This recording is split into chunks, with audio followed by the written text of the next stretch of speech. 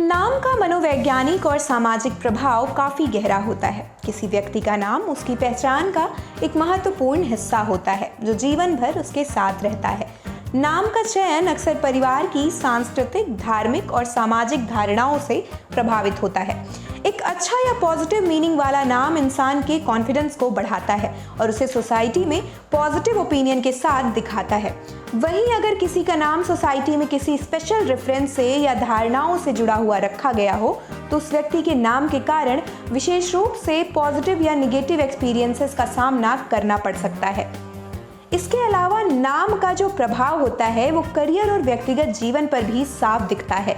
कुछ रिसर्च में ये बात पाई गई है कि अबनॉर्मल या ज़्यादा डिफिकल्ट नेम वाले व्यक्तियों को एम्प्लॉयमेंट में यानी रोजगार के अवसरों में काफ़ी चैलेंजेस का सामना करना पड़ता है क्योंकि उनके नाम को लेकर पूर्वाग्रह हो सकते हैं। ऐसा ही नाम से जुड़ा हुआ एक किस्सा सामने आया है ब्राजील से, जहां एक कपल को अपने बच्चे का कुछ एबनॉर्मल सा नाम रखने पर अदालत तक जाना पड़ा। ब्राजील की एक अदालत ने एक कपल को अपने नवजात का नाम मिस्र के राजा के नाम पर रखने पर प्रतिबंध लगा दिया गया है। कैटरीना और डेनिलो ने अपने बच्चे का नाम पिए रखना चाहा। पिए एक महत्वपूर्ण व्यक्ति थे जिन्होंने 30 वर्षों तक मिस्र पर शासन किया। अदालत ने इस नाम पर चिंता व्यक्त करते हुए इस मामले में इंटरफेयर किया। कोर्ट का कहना है कि इस नाम के साथ बच्चे के भविष्य को दांव पे नहीं लगाया जा सकता क्योंकि इस नाम के चलते बच्चे को आगे अपने स्कूल में या कॉलेज में मजाक का पात्र बनना पड़ सकता है। इस मामले पे बच्चे के पिता यानी डेनिलो ने कहा है कि जिस शब्द का जिक्र किया गया उसका मतलब काला शासक फेरो है। फेरो की बात करें तो फेरो पिए की कहानी से जुड़ा हुआ है। फेरो एक नुबियन योद्धा थे जिन्होंने मिस्र में लड़ाई लड़ी और जीत हासिल की थी। वो मिस्र के पहले काले शासक थे। उन्होंने आगे ये भी बताया कि अपने अफ्रीकी वंशज के साथ संबंध बनाए रखने के लिए अपने बेटे का नाम उन्होंने पिए रखने का निर्णय लिया। डेनिलो ने कहा, अफ्रीकी नामों को वापस लाने का उद्देश्य काले लोगों के इतिहास को एक नई स्टोरी देना है। उन्होंने आगे बोला कि हमें अपने बच्चों को इस कल्चर के साथ और इसी तरीके से एजुकेशन देने का पूरा राइट है।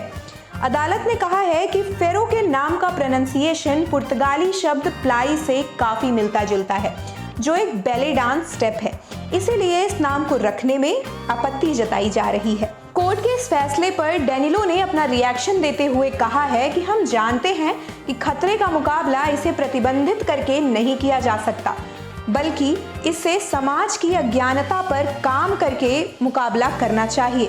कपल के अकॉर्डिंग उन्होंने अपने अफ्रीकी वंशज यानी एंसेस्टर्स के साथ संबंध बनाए रखने के महत्व के कारण अपने बेटे का नाम पिए रखा है।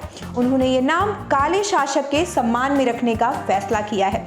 डेनिलो प्रिमोला का कहना है कि अफ्रीकी नामों को पुनर्प्राप्त करना ब्लैक लोगों की हिस्ट्री को एक नई कहानी देने का शक्तिशाली तरीका है। हमें इस बात का पूरा अधिकार है कि हम अपने वंशजों के नाम को आगे बढ़ाने के लिए, उनकी पहचान को दुनिया में वापस लाने के लिए अपने बच्चों का नाम उनके नाम पर रख सकते हैं। इसमें किसी को भी किसी तरह की कोई आपत्ति नहीं होनी चाहिए। आप देख रहे हैं सौगंध टीवी, सौगंध वतन की।